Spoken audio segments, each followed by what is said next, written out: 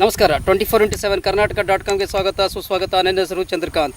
ಇವತ್ತು ನಾವು ಬಂದಿರೋದು ಬೀದರ್ ಜಿಲ್ಲೆ ಬಸವಕಲ್ಯಾಣ ತಾಲೂಕಿನ ಕೊಯ್ನೂರ ಗ್ರಾಮ ಪಂಚಾಯತಿ ವ್ಯಾಪ್ತಿಯಲ್ಲಿ. ಇವತ್ತು ನಾವು ಭೇಟಿಯಾಗಲು ಗ್ರಾಮ ಪಂಚಾಯತಿಯ ಸದಸ್ಯರಾಗಿರ್ತಕ್ಕಂಥ ಭೀಮಶಾ ಸಾಯಿಬಣ್ಣ ಗಾಯಕ್ವಾಡ್ ಅವರ ರಾಜಕೀಯ ಜೀವನದ ಕುರಿತು, ಅವರ ಅಭಿವೃದ್ಧಿ ಕೆಲಸಗಳನ್ನು ಕುರಿತು, ಮುಂದಿನ ರಾಜಕೀಯದ ಕನಸುಗಳನ್ನು ಕುರಿತು ಅವರ ಜೊತೆ ಒಂದು 2 ನಿಮಿಷ ಕಾಲ ಸಂದರ್ಶನ ನಡೆಸೋಣ.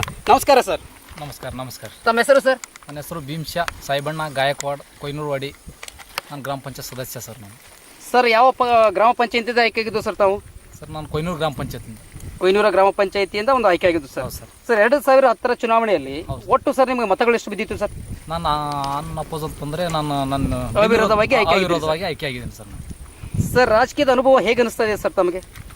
ಏನು ಸರ್, ನಾನು ರಾಜಕೀಯದಲ್ಲಿ ಅಂತಂತಂದರೆ ಇದು ನಾನು ಜನಸೇವೆ ಮಾಡೋದು ಸ್ವಲ್ಪ ನನಗೆ ತೃಪ್ತಿ ನೀಡ್ತಾಯಿದೆ. ಜನಸೇವೆ ಅಂತಂತಾರೆ ನಾನು ಎಲ್ಲ ನೀರಿನ ವ್ಯವಸ್ಥೆ ಮಾಡ್ತಾಯಿದ್ದೀನಿ, ರೋಡಿನ ವ್ಯವಸ್ಥೆ ಮಾಡ್ತಾಯಿದ್ದೀನಿ, ಕರೆಂಟ್ದೆಲ್ಲ ಫೆಸಿಲಿಟಿ ಎಲ್ಲ ಸರಿಯಾಗಿ ಕೊಡ್ತಾಯಿದ್ದೀನಿ ಊರಾಗ. ಆಮೇಲೆ ನಾನು ಪ್ಲಾಟ್ಸ್ಗಳು ಎಲ್ಲ ಬರ್ತಾವಲ್ಲ, ಹೆಚ್ಚಿನ ಪ್ರಮಾಣದಲ್ಲಿ ಬರಪ್ಲಿ ನಾನು ಪ್ರಯತ್ನ ಮಾಡ್ತಾಯಿದ್ದೀನಿ. ಹೀಗಾಗಿ ಎಲ್ಲ ರೀತಿಯಿಂದ ನಾನು ಜನಸೇವೆ ಮಾಡಬೇಕು, ಅದರಲ್ಲಿ ನಂಗೆ ಸ್ವಲ್ಪ ತೃಪ್ತಿ ಇದೆ ಸರ್. ಒಬ್ಬ ಶಿಕ್ಷಣ ಪ್ರೇಮಿಯಾಗಿ, ಒಬ್ಬ ಪದವಿ ವಿದ್ಯಾರ್ಥಿಯಾಗಿ ರಾಜಕೀಯಕ್ಕೆ ಹೇಗೆ ಪ್ರವೇಶ ಮಾಡಿದ್ರಿ? ಹೇಗೆ ಸರ್ ನೀವು ರಾಜಕೀಯಕ್ಕೆ ರಂಗಕ್ಕೆ ಬಂದದ್ದು? ಸರ್ ನೋಡಿ, ನಮ್ಮೂರಲ್ಲಿ SC ಕೆಟಗರಿಯಲ್ಲಿ ರಿಸರ್ವ್ ಬಂದಿದ್ದರಿಂದ ನಮ್ಮ ಮನೆಯಲ್ಲಿ ಯಾರೂ ಇರೋದೇ ಒಂದೇ ಮನೆ. ನಮ್ಮ ಮನೆಯಲ್ಲಿ ಯಾರೂ ಸ್ವಲ್ಪ ಶಿಕ್ಷಣವಂತರಿಲ್ಲ, ಅನಕ್ಷರಸ್ಥರಿರೋದ್ರಿಂದ ನಾನು ಕೋರ್ಸ್ ಮುಗಿಸಿ ಹಿಂಗೆ ಸುಮ್ಮನೆ ಕುಂತಿದ್ದೆ. ಪೋಸ್ಟ್ ಯಾವ ಕರಿತಾ ಇಲ್ಲ ಕರ್ನಾಟಕ ಸರ್ಕಾರ. ಹಿಂಗಾಗಿ ಕುಂತಿದ್ದೆ. 1 ವರ್ಷ 2 ವರ್ಷ ನೋಡೋಣ, ಎಲ್ಲ ಜನಸೇವೆ ಮಾಡಿ ನೋಡೋಣ, ಆ ಕಡೆ ಬೇರೆ ಏನು ಜಾಬ್ ಆದ್ರೆ ಮತ್ತು ಈ ಕಡೆ ಬೇರೆಯವ್ರಿಗೆ ಕೊಟ್ಟು ಹೋಗೋಣ ಅಂತೇಳಿ ನಾನು ಸೇರ್ಕೊಂಡಿದ್ದೀನಿ ಸರ್. ಹೌದಾ ಸರ್? ಸರಿ, ಮುಂದೆ ನೀವು ಕೂಡ ರಾಜಕೀಯ ರಂಗದಲ್ಲಾಗಲಿ ನಿಮ್ಮ ವೃತ್ತಿ ರಂಗದಾಗಲಿ ಒಂದು ಉತ್ತಮ ಒಂದು ಸ್ಥಾನಕ್ಕೆ ಹೋಗ್ಲಿ ಅಂತ ನಾವು ಹಾರೈಸ್ತೀವಿ. ಸರ್ ಯಾವ ಪಕ್ಷದಲ್ಲಿ ತಾವು ಗುರುತಿಸ್ಕೊಂಡಿದ್ದು ಸರ್? ಸರ್ ನಾನು ಮೊದಲು ಅವಿರೋಧವಾಗಿ ಆಯ್ಕೆ ಆದಾಗ ನನ್ನ ಪಂಚಾಯತಿಂದ ಯಾವ್ದು ಪಕ್ಷ ಅಂತ ಇರಲಿಲ್ಲ. ಆಮೇಲೆ ನಾನು ಸಪೋರ್ಟ್ ಮಾಡಬೇಕಾದ್ರೆ ನಾನು BJP ಅಂಥೇಳಿ ಭಾರತೀಯ ಜನತಾ ಪಕ್ಷದ ಕ್ಯಾಂಡಿಡೇಟನ್ನು ಪ್ರೆಸಿಡೆಂಟನ್ನು ನಾನು ಸಪೋರ್ಟ್ ಮಾಡಿದ್ದೀನಿ ಸರ್. ಈಗ ನೀವು BJP ಒಂದು ಬೆಂಬಲಿತ ಅಭ್ಯರ್ಥಿಯಾಗಿ ಆಗಿದ್ದೀರಿ ಅಂತ ತಾವು ಹೇಳ್ತಾ ಇದ್ದೀರಿ. ಸರಿ ಸರ್, ಈಗ 3.5 ವರ್ಷದ ಅವಧಿ ಆಗಿದೆ ಸರ್ ನಿಮ್ಮ. ಈ 3.5 ವರ್ಷದ ಅವಧಿಯಲ್ಲಿ ನಿಮ್ಮ ಊರಿನ ಜನತೆಗೆ, ನಿಮ್ಮ ವಾರ್ಡಿನ ಜನತೆಗೆ ಯಾವ್ಯಾವ ಅಭಿವೃದ್ಧಿ ಕೆಲಸಗಳನ್ನು ಮಾಡಿದ್ದೀರಿ ಸರ್? ನಾನು ಸುಮಾರು ಅವೇ ಸರ್, ನಾನು ಹೇಳಿದ್ದೀನಲ್ಲ, ಇವಾಗ ನಾನು ರೋಡ್ ಮಾಡಿದ್ದೀನಿ, CC ರೋಡ್ ಮಾಡಿದ್ದೀನಿ. ಸುವರ್ಣ ಗ್ರಾಮ ಯೋಜನೆಯಲ್ಲಿ CC ರೋಡ್ ಕಾಮಗಾರಿ ಭಾಳ 2-3 ವರ್ಷದಿಂದ ಹಿಂದಿಂದು 4-5 ವರ್ಷದ ಹಿಂದೆ ಅಪ್ರೂವಲ್ ಸಿಕ್ಕಿರ್ತದು. ಆ ಕೆಲಸ ಮಾಡ್ತಾ ಇದ್ದಿಲ್ಲ ಸರ್. ಹಿಂಗಾಗಿ ನಾನು MLA ಅವ್ರಿಗೆ ಭೇಟಿಯಾಗಿ ಆ ಲ್ಯಾಂಡ್ ಆರ್ಮಿ ಆಫೀಸ್ಗೆ ಹೋಗಿ ಹುಮ್ನಾಬಾದ್ಗೆ ಅವರಿಂದ ನಾನು ಸ್ವಲ್ಪ ಮ್ಯಾಗ ಪದೇ ಹೋಗಿ ರಿಕ್ವೆಸ್ಟ್ ಮಾಡಿ ಜಲ್ದಿ ಮಾಡ್ರಿ ಅಂತೇಳಿ ಅದಿಷ್ಟು ರೋಡ್ ಮಾಡ್ಸೀನಿ. ಕೆಲವೊಂದು ಪ್ಲಾಟ್ಗಳು ಮಾಡ್ಸೀನಿ ರೀ ಎಲ್ಲ ಗರೀಬರಿಗೆ. ಅಂತಂದರೆ ನಮ್ಮ ಊರಿಗೇನು ಗ್ರಾಮಕ್ಕೇನು ಬರಬೇಕಿತ್ತು ಪ್ಲಾಟ್ಗಳು, ಅದಕ್ಕಿಂತ ಹೆಚ್ಚಿನ ಪ್ಲಾಟ್ಗಳು ತರಲಿಕ್ಕೆ ನಾನು ಪ್ರಯತ್ನ ಮಾಡಿ ಸರ್ಕಾರದಿಂದ ಬರ್ತಕ್ಕಂಥ ಮನೆಗಳನ್ನು ಏನು ನಮ್ಮ ಸದಸ್ಯರ ಇದ್ರ ಮೇಲೆ ಏನು ಬರ್ತಾವಲ್ಲ ರೀ ಡಿವೈಡ್ ಮಾಡಿ, ಅದಕ್ಕಿಂತ ಹೆಚ್ಚಿನ ತನಕಿಸಿ ನಾನು ಮಾಡಿದ್ದೀನಿ ಪ್ಲಾಟ್ಗಳು ಹೆಚ್ಚಿನ. ಒಳ್ಳೆ ಸರ್, ಈಗ ನೀವು CC ರಸ್ತೆ ಅಂತ ಹೇಳಿದ್ರಿ. ಈಗ ಒಂದು ಊರಿಗೆ ಬೇಕಾಗಿರ್ತಕ್ಕಂಥ ಮೂಲವಾದಂತ ಸೌಕರ್ಯಗಳು ಒಂದು ಮಹಿಳೆಯರ ಶೌಚಾಲಯ ಆಗಿರ್ಬೋದು, ರಸ್ತೆ ಆಗಿರ್ಬೋದು, ಬೀದಿ ದೀಪಗಳಾಗಿರ್ಬೋದು, ಕುಡಿಯುವ ನೀರಿನ ಆಗಿರ್ಬೋದು, ಇವು ಎಲ್ಲಾ ಮೂಲಭೂತ ಸೌಕರ್ಯಗಳು ನಿಮ್ಮ ಗ್ರಾಮ ಪಂಚಾಯತಿ ಒಬ್ಬ ಸದಸ್ಯರಾಗಿ ನಿಮ್ಮ ಊರಿಗೆ ಯಾವ ತರ ಇದೆ ಸರ್? ನೀವು ಯಾವ ತರ ಒಂದು ಇದು ಮಾಡ್ತಾ ಇದ್ದೀರಾ? ನೋಡ್ರಿ, ನೀರಿನ ಸಮಸ್ಯೆ ಇತ್ತು ಮೊದಲು ನಮ್ಮ ಕಡೆ. ಹಿಂಗಾಗಿ ಹ್ಯಾಂಡ್ ಪಂಪ್ ಅಂತ ತಿಳಿ ನಮ್ಮ ಕಡೆ ಹ್ಯಾಂಡ್ ಪಂಪಿಗೆ ಏನು ಮಾಡಿ ನಾವು ಸಿಂಗಲ್ ಪೀಸ್ ಮೋಟರ್ ಹಾಕಿಬಿಟ್ಟು ಎಲ್ಲರಿಗೆ ಹೊಡೆದೊಂದು ತಪ್ಪಿಸ್ಬಿಟ್ಟು ಊರಿಗೆಲ್ಲ ಅರ್ಧ ಊರು ನೀರು ಅದು ಕವರ್ ಮಾಡ್ತದೆ. ಬೇರೆ ಒಂದು ಪಂಪ್ 2 ಇದ್ದೇವೆ ನಮ್ಮ ಕಡೆ 2 ಬೋರ್ ಇದೆ. 2 ಬೋರಿಂದ ನಮಗೆ ನೀರಿಂದು ಸ್ವಲ್ಪ ಅನುಕೂಲ ಇದೆ.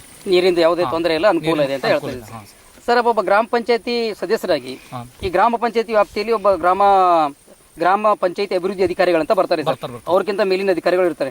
ಈಗ ನಿಮ್ಮ ಅಭಿವೃದ್ಧಿ ಕೆಲಸಕ್ಕೆ ಅವರಿಂದ ಯಾವ ರೀತಿಯಾದಂಥ ಬೆಂಬಲ ಸಿಗ್ತಾ ಇದೆ ಸರ್? ನೋಡಿ ಸರ್, ನಾವು ಭಾಳ ಪ್ರಯತ್ನ ಮಾಡ್ಬೇಕಾಗ್ತದೆ. ಅವ್ರೇನು ಬರ್ತಾ ಇಲ್ಲ ಮ್ಯಾಗ PDO ಅಧಿಕಾರಿ ಏನು ಇರ್ತಾರ, ನಾವೇನು ಸಮಸ್ಯೆ ಹೇಳ್ತೀವಲ್ಲ, ಕರೆಂಟ್ ಹೋಗ್ಯದ, ಲೈಟಿನ ಸಮಸ್ಯೆ, ಏನು TC ಸುಟ್ಟು, ನೀರಿನ ಸಮಸ್ಯೆ, ಹಿಂಗೆ ಏನಾದರೂ ಹೇಳ್ತೀವಲ್ಲ, ಆದಷ್ಟು ಬೇಗ ಅವ್ರು ಬರಂಗಿಲ್ಲ ಸರ್. ನಾವು ಭಾಳ ಮ್ಯಾಗ ಹೋಗಿ ರಿಕ್ವೆಸ್ಟ್ ಮಾಡಿ ಅವ್ರಿಗೆ ಅರ್ಜಿ ಕೊಟ್ಟು, ರೋಡಿನ ಸಮಸ್ಯೆ ಅದ, ನೀರಿನ ಚರಂಡಿ ವ್ಯವಸ್ಥೆ ಎಲ್ಲ ಇದು ತೆಗಿಸ್ಬೇಕು ಅಂದ್ರೆ ನಾಲಿ ತೆಗಿಸ್ಬೇಕು, ನೀರಿಂದೆಲ್ಲ ವಾತಾವರಣ ಖರಾಬ್ ಆಯ್ತದ, ಇಷ್ಟೆಲ್ಲ ಮ್ಯಾಗ ಹೇಳಿದ್ರು ಅವ್ರು ಬರ್ತಾಯಿಲ್ಲ ಸರ್, ಬರಲ್ಲ. ಅಂದ್ರೂ ನಾವು ಭಾಳ ಪ್ರಯತ್ನ ಮಾಡಿದ್ಮೇಲೆ ಯಾವಾಗೋ ಒಂದು ಸಲ ಬಂದು ಕಿಸಿಂದ ನೋಡ್ಕೊಂಡು ಹೋಗೋರು ಅಷ್ಟೇ, ಕೆಲಸ ಮಾಡ್ತಾಯಿಲ್ಲ ಅವರು. ನಾವು ಏನಾದರೂ ನಾವೇ ಕೈಲಿ ಹಾಕಿ ನಾವೆಲ್ಲ ಬಿಲ್ ವಸೂಲಿ ಮಾಡಿಕೊಟ್ಟು, ಅಂದ್ರೆ ಬಿಲ್ ಕಲೆಕ್ಟರ್ಗಳಿಗೆ ಬಿಲ್ ವಸೂಲಿ ಮಾಡಿಕೊಟ್ಟು ಅವ್ರಿಗೆ ಹಿಂದಿಂದು ಆ ಕೆಲಸಗಾರನ ದುಡ್ಡು ರಿಫಂಡ್ ಮಾಡ್ತೀವಿ ರೀ ಸರ್. ಈಗ ಇನ್ನೂ ನಿಮ್ಗೆ ಅವಧಿ ಇದೆ 18 ತಿಂಗಳ ಅವಧಿ.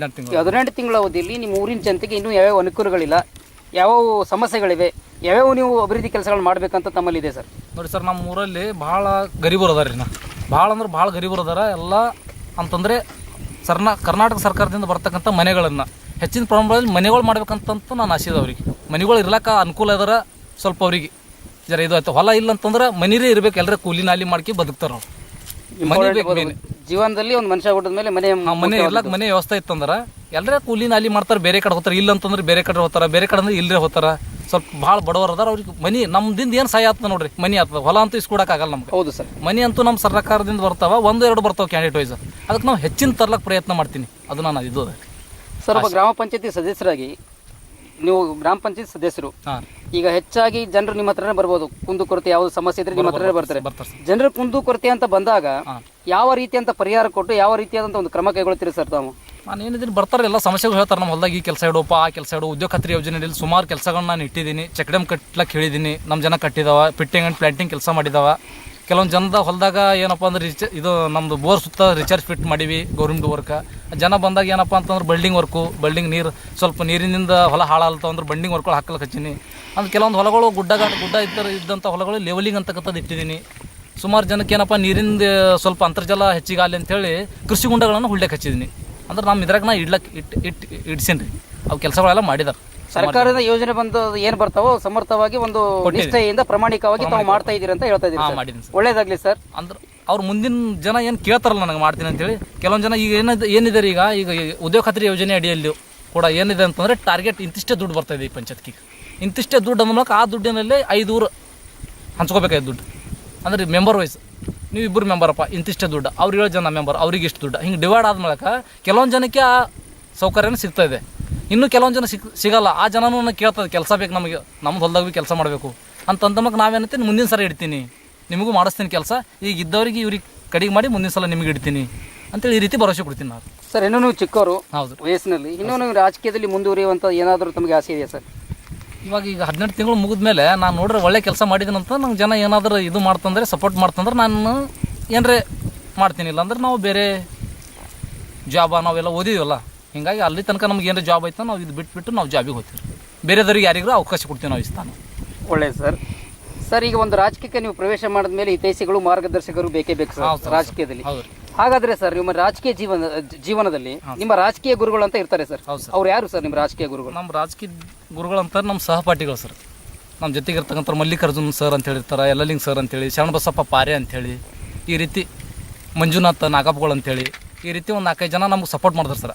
ಈಗ ಏನದ ನೀನು ಓದಿದೀಗ ಈಗ ಪೋಸ್ಟ್ ಅಂತೂ ಕರಿತಾ ಇಲ್ಲ, ಸ್ವಲ್ಪ ದಿನ ಈಗ ಗ್ಯಾಪ್ ಇರ್ತಲ್ಲ. ಈಗ ಆ ಗ್ಯಾಪ್ ಇದ್ದಂಥ ಟೈಮಿನಲ್ಲಿ ನಿಂಗೆ ಏನರೇ ವ್ಯವಸ್ಥೆ ಏನಾದರೂ ಸರ್ಕಾರದಿಂದ ಬರ್ತಕ್ಕಂಥ ಸವಲತ್ತುಗಳನ್ನು ಊರಿಗೆ ತರಪ್ಲಿ ನೀ ಏನರೇ ಸ್ವಲ್ಪ ಹುಷಾರಿದ್ದೀನಿ ಆಗಪ್ಪ ಅಂತಂತೇಳಿ ಎಲ್ಲರೂ ಫೋರ್ಸ್ ಮಾಡಿದ್ರು ನಮ್ಗೆ.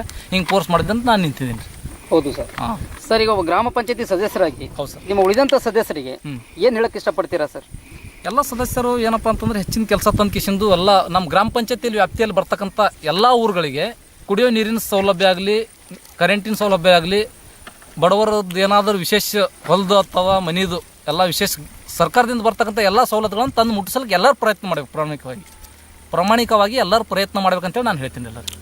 ಸರ್, ಒಂದು ಈ ಸ್ಥಾನಕ್ಕೆ ಬರಬೇಕಾದ್ರೆ ನೀವು ಹೇಳಿದಾಗೆ ಮೂಲವಾದಂಥ ಕಾರಣ ನಿಮ್ಮ ಗೆಳೆಯರ ಕೂಟ ಅಂತ ಹೇಳಿದ್ರಿ ಸರ್. ಕೊನೆಯದಾಗಿ ಸರ್, ಒಬ್ಬ ನೀವು ಅವಿರೋಧವಾಗಿ ಆಯ್ಕೆ ಆಗಿದ್ದೀರಿ ಸರ್. ಈ ನಿಮ್ಮ ಊರಿನ ಜನತೆಗೆ ನಿಮ್ಮ ಗೆಳೆಯರ ಕೂಟಕ್ಕೆ ಕೊನೆಯದಾಗಿ ಏನು ಹೇಳಕ್ಕೆ ಇಷ್ಟಪಡ್ತೀರಾ ಸರ್? ನಾನು ತುಂಬ ಧನ್ಯವಾದಗಳನ್ನು ತಿಳಿಸ್ತೀನಿ ಸರ್ ಅವರಿಗೆ. ಯಾಕಂತಂದರೆ ಎಲ್ಲರೂ ಟೋಟಲಿ ಆಗಿ ಊರು ಎಲ್ಲರೂ ನಾನು ನಿಂದಿರ್ಬೇಕಂತೇಳಿ ಆಸೆ ಇತ್ತು. ಯಾಕಂದ್ರೆ ನಾನು ಸ್ವಲ್ಪ ಕಲ್ತಿದ್ದೀನಿ, ಎಜುಕೇಷನ್ ಇದೆ, ಏನಾದರೂ ಮಾಡ್ತಾನೆ ಊರಿಗೆ ಅಂತೇಳಿ ಯಾರೂ ಎದ್ರ ಕ್ಯಾಂಡಿಡೇಟ್ ಯಾರು ನಿಂದಿರಿಸಿಲ್ಲ. ನಮ್ಮ ಪಂಚಾಯತಿಯಲ್ಲಿ ಬರ್ತಕ್ಕಂಥ ಯಾರು ಭೀ ನಿಂದಿರ್ಬೋದಿತ್ತು, ಆದರೆ ಯಾರೂ ನಿಂದಿರಿಸಿಲ್ಲ.